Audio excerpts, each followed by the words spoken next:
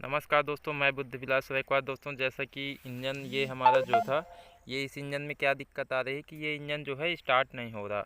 और स्टार्ट तो मान लो होता नहीं था, तो फिर मैंने क्या किया था कि इसकी तेल की सप्लाई चेक की थी। और दोस्तों, इंजन में बहुत ज़्यादा कुछ खास होता नहीं है, सिर्फ आपको समझने की मतलब वो है। देखो, पहले सबसे पहले तो इंजन में क्या होता है कि इंजन में एक तो पार्ट होता है कंप्रेसर, और दूसरा पार्ट होता है तेल की सप्लाई। डीजल इंजन में दो पार्ट में होते हैं ये। तो एक पार्ट में आपका जैसे कंप्रेसर हो गया, पंप की टाइमिंग वगैरह, मतलब टाइमिंग वगैरह ये सारा हो जाता है। और एक में पंप की ठोकर, दोनों अगर सही होगा तो इंजन स्टार्ट होगा, नहीं तो इंजन स्टार्ट कभी नहीं होगा। तो आपको हमेशा इंजन, आपको पहले तो क्या चेक करना है, अगर इंजन स्टार्ट नहीं हो रहा तो सबसे पहले आपको सिर्फ पहले तो तेल की सप्लाई चेक कर लेनी है। इसके बाद आपको कंप्रेसर, सीआर, बैरिंग, टाइमिंग और माने जो होता है, इसके बाद आपको कंप्रेसर, टैपेड वगैरह, हेड वगैरह, ये आपको चेक कर लेना है। तो जो कंप्रेसर का मसला जब आएगा तब मैं आपको दिखाऊंगा। फ़िलहाल तो इस वाले में पंप वाला, तेल का सप्लाई का वाला मसला है, तो मैं आपको ये दिखाता हूँ। और पंप कैसे सेट करना है ये भी आपको बताऊँगा मैं।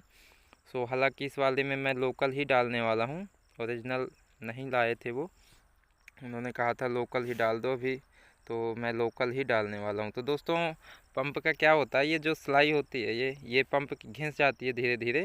तो क्या होता है कि जो तेल की सप्लाई हो नोज़ल तक नहीं पहुँचा पाता, क्योंकि नोज़ल की जो स्प्रिंग होती है वो समथिंग 136 मतलब पाउंड के आसपास होती है।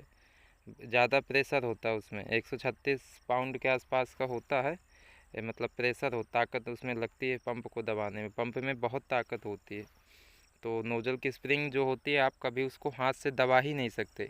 नोज़ल की स्प्रिंग आपने देखा होगा खोल के कभी, तो नोज़ल की स्प्रिंग तुम हाथ से तो कभी दबा ही नहीं सकते। ये किसी चीज़ से आपको दबा सकते हो, पर हाथ से दबाना मतलब मुश्किल है बहुत, मतलब दबा ही नहीं सकते, क्योंकि इतनी दो उंगलियों में इतनी ताकत होती ही नहीं है कि तुम 136 किलो दबा सको। तो आपको क्या करना है, सिंपल सा कुछ नहीं, तो इसमें जो प्लंजर होता है इसमें आपको धागा लगा देना है। और पंप में देखो एक ये कट बना होता है, ये इसमें आपको पंप में फंसा देना है। जो कट है, पंप का कट होता है, इसको आपको ध्यान से, ये जो कट है ये इसको आपको आराम से फंसाना, जल्दबाजी का काम नहीं करना। क्योंकि अगर पंप खुद मतलब जो घूम जाएगा तो फिर इंजन जो है कभी बंद नहीं होगा, आपको नली वगैरह भी खोलनी पड़ेगी। तो यही दिक्कत होती है, इसीलिए आपको पंप को अच्छे से सेट करना। तो मैंने देख के अच्छे से सेट कर लिया है, आप भी देख लेना। इसके बाद दोस्तों क्या होता है, इसके बाद आती है हमारी डिलीवरी वाल। और डिलीवरी वाल का काम ये होता है कि जो पंप तेल दे देगा वो नोजल मतलब वापसी नहीं होगा, यानी जो तेल ऊपर चला जाएगा वो नीचे ना आए। अगर कभी कभी क्या होता है कि अगर डिलीवरी वाल ख़राब हो गई, तो आपने शायद, आपके साथ ऐसा हुआ हो या ना हुआ, पर आपके साथ कभी भी हो सकता है। आपको जिस समझ लेना चाहिए कि डिलीवरी वाल का काम क्या काम है। सॉरी, थोड़ा सा जुबान।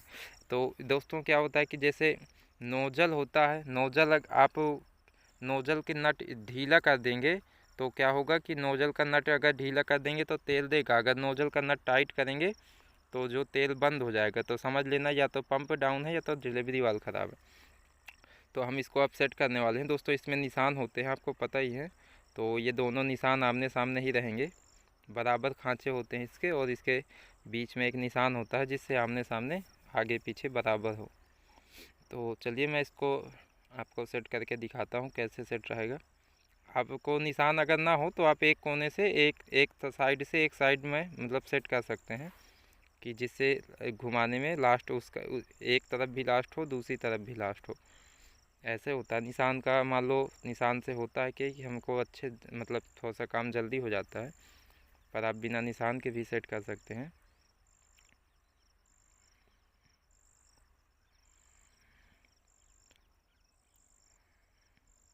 और दोस्तों, आप हमारे चैनल में नए हैं तो चैनल को सब्सक्राइब कर लीजिए, क्योंकि डीजल इंजन की रिपेयरिंग रिलेटेड वीडियोस आती रहती हैं, और मैं डालता ही रहता हूँ डीजल इंजन से रिलेटेड जितना भी काम होता है।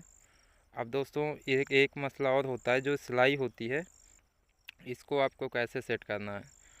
तो अब इसको मैं आपको बताता हूँ कि आपको ये सिलाई जो मतलब प्लंजर का होता है, ये कैसे सेट करना है आपको।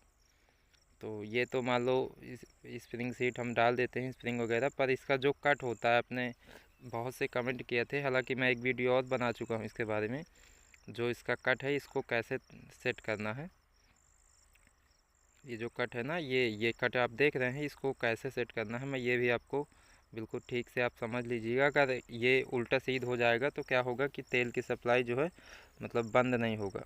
तो आपको क्या करना है, मैं आपको दिखाता हूँ अच्छे से। ये आपको बाहर को खींच लेना है, और ये जैसे, और ये जो कट है ये नली तरफ रहेगा, यानी जो बैंजो नट होता है ना, ये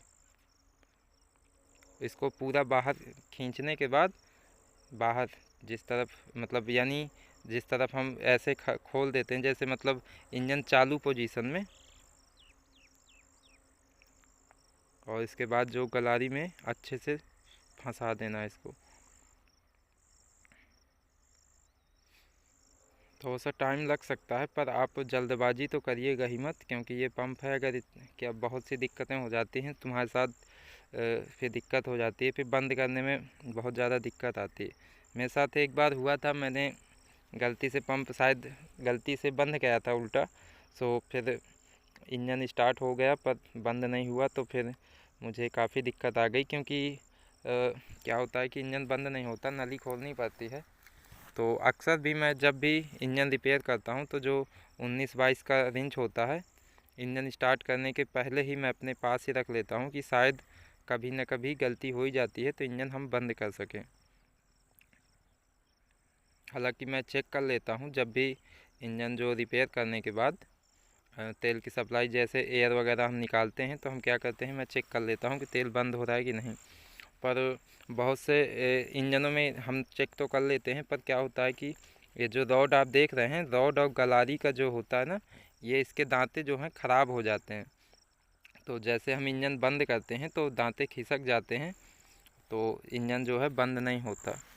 तो इसीलिए मैं रिंच हमेशा अपने पास 19-22 का रखता हूँ, कि जिससे हम जो नोजल की नली है उसे खोल सकें, तेल की सप्लाई बंद हो जाए।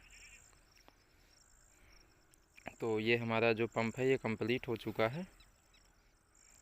और दोस्तों वीडियो अच्छी लगे तो लाइक भी कर देना।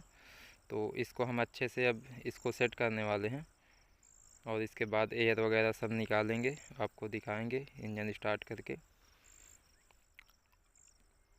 एयर तो निकालना कोई बहुत बड़ी बात नहीं है, अक्सर मैं ऊपर से ही निकालता हूँ। पर पहले तो आपको एयर निकालने के पहले जो ऊपर वाला ये 22 नंबर का नट है, इसको एक बार रिंच से अच्छे से टाइट कर देना, जिससे जो पंप है ना, तो पंप सेट हो जाए, अच्छे से टाइट हो जाए। और इसके बाद फिर ये 22 नंबर का रिंच लगा के खोल लेना है इस नट को। और इंजन को घुमाना नहीं है, ध्यान देना, जब भी ऊपर वाला नट खोलें तो इंजन को कभी मत घुमाएं।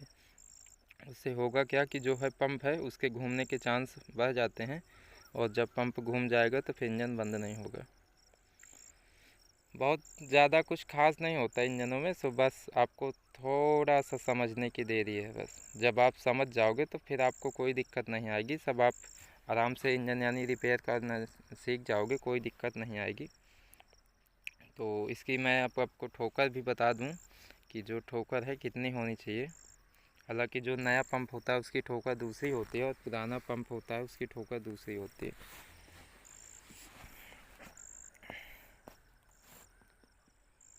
ये हमने वाशर रख दी है, क्योंकि जो नीचे वाली रॉड होती है, कभी जो नीचे एक गलारी होती है वो कट जाती है। तो देखते हैं पहले कितना नापते हैं, कितना आना मतलब कि क्या रखना होगा हमें।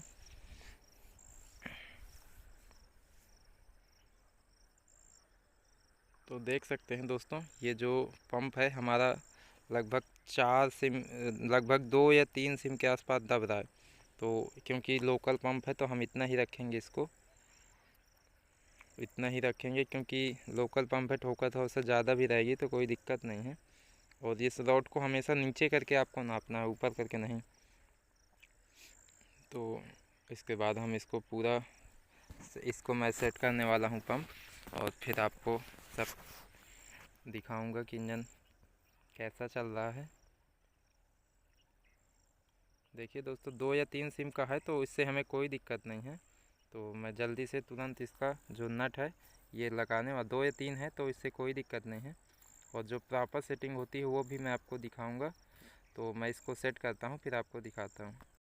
दोस्तों मैंने इसका पंप सेट कर, इसके बाद अब नट टाइट कर दिए हैं मैंने दोनों। इसके बाद मैंने इस तेल की सप्लाई पहुंचा ली है और एयर आपको पता ही है कि निकाल लिया जाता है, आप यहां से या कहीं से भी निकाल सकते हैं।